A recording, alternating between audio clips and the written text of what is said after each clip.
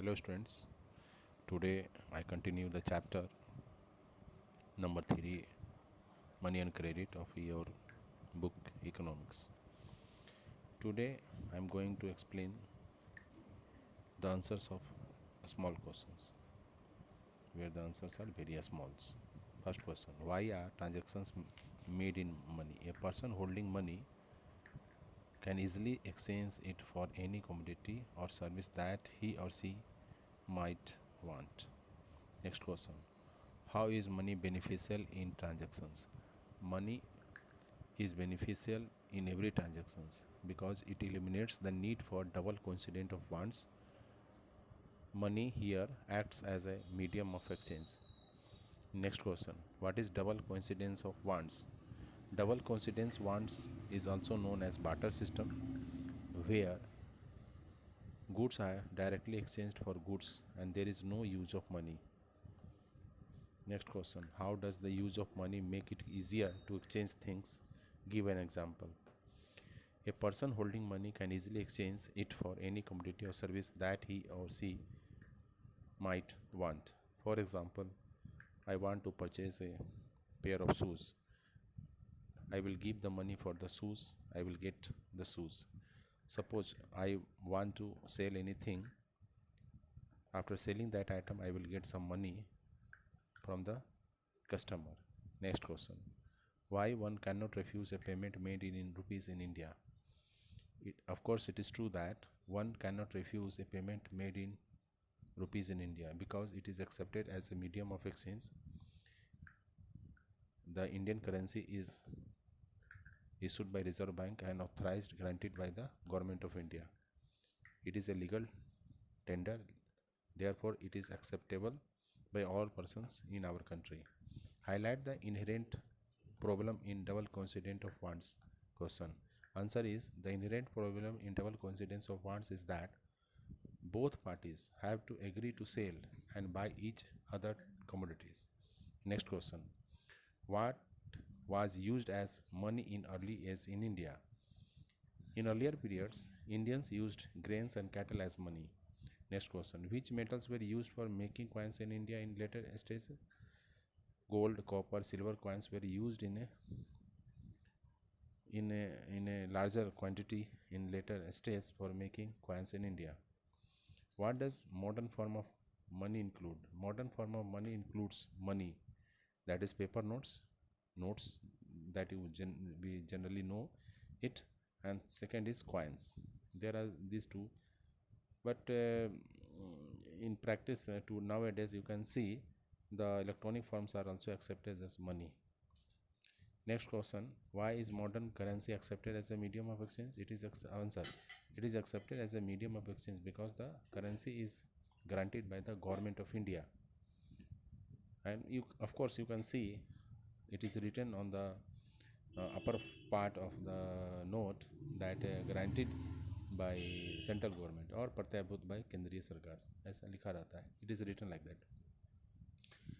Next question, in India, who is authorized to issue notes and currency? I have already explained in the class that as per rule, government, central government is authorized to issue currency notes and coins, but on behalf of central government, it is issued by Reserve Bank of India, RBI. It is guaranteed by the central government and the promise is given by the Reserve Bank of India except rupee 1 note. What is a check? A check is a paper negotiable instrument instructing the bank to pay a specific amount as mentioned on the check to the holder of the check. What are demand deposits? The deposit that we generally keep with the bank, and when we demand that money we get back on demand. That deposit is known as demand deposit. What do the banks do with the deposit which they accept from the public? Whenever as public we deposit money with the bank lend that money with the borrowers who are in need of credit facilities, and for that they charge rate of interest higher, of course higher than the rate of interest that we are get from the bank for depositing our money. How do banks act as a mediation? Of course, it is a mediation. Bank does not have its own money. Whenever we deposit money, the bank give back the money to the borrowers who pay some rate of interest for the money. In this way, you can see that bank acts as a mediator. Mediator means persons acting between two persons. Here, the bank acts between the depositor and the borrowers. Why it is difficult for to get a loan from banks? In India, answer is in India, a number of factors are responsible for that. Because it is difficult for poor, because whenever any loan is sanctioned by the bank demand a number of collaterals, a number of forms have to be signed and filled up by the borrowers, which the poor generally feel very difficult. Therefore, it is very difficult for the poor to get banks loans. What is the main source of income of banks? Banks charge a higher rate of interest on loans than what they offer and deposit. The difference between what is charged from borrowers and what is paid to depositor is their main source of income. Credit. What is credit? Of course, the answer is credit means loans refers to an agreement in which the lender supplies the borrowers with money, goods, or services in return for the promise of the future payment. What do the farmers in rural areas take loans for? Generally, farmers in rural areas take loans for crop production, for like purchasing seeds, fertilizers, pesticides, arranging for water, electricity, etc. Next question is, what is a debt trap? Debt trap is just like a trap generally we see in our life, but here the person who has taken money due to any reason, either human made or man nature made, the person is not able to give back the money to the creditor. In that situation, that person takes another loan to repay the earlier loan, and in this way the person gets trapped into the debt trap. That is called debt trap.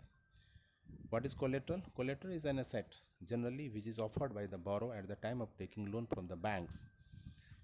The purpose of giving collateral to the bank is to keep safe the money that is being offered by the bank to the borrowers. Next question is, what are the main terms of credit? Terms of credit means loan ke shartein. A number of points are mentioned in terms of credit in the sanction note. Whenever any loan is sanctioned by the bank, a sanction note is issued to the borrower, and the borrower has to sign that document, and after signing that document, bank will give the loan to the borrowers. Generally, what we can see in the sanction note as terms of credit are interest rate, collateral, EMI, rate of interest, tenure, purpose, party's name, address, mobile number, and all other terms and conditions which are applied for that loan is called terms of credit. What are informal sectors of loans? This is the next question. Informal sector includes money lenders, traders, employers, relatives, and friends. These persons are generally not recorded as lenders in the books of the government, and according to the situation, such type of persons come out and give help in the form of loan. Therefore, they are known as informal sector of loans. What are formal sector of loans? Formal sector of loans include all the banks, cooperatives, FIs, which give loans to the public. These are the small questions. You go through the chapter, you will feel a lot of questions, and automatically all your queries and questions will be solved automatically. There is no difficulty in this problem, which I feel.